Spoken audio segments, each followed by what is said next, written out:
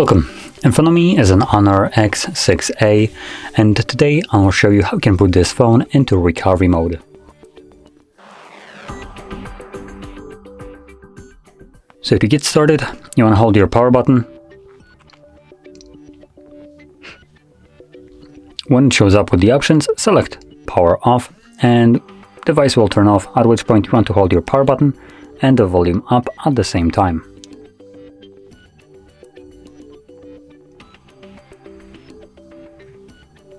When you see the logo of the device, you want to let go of the power button, keep holding volume up. As you can see, this will boot us into recovery mode.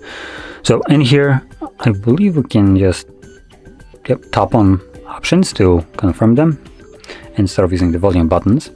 So in here we have a restart, which takes us back to Android, clear data, which consists of factory reset and wipe cache partition, update mode and safe mode.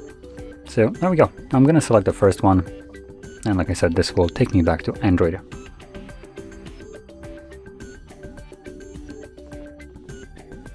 And as you can see, we are now back in Android. So if you found this video helpful, don't forget to hit like, subscribe, and thanks for watching.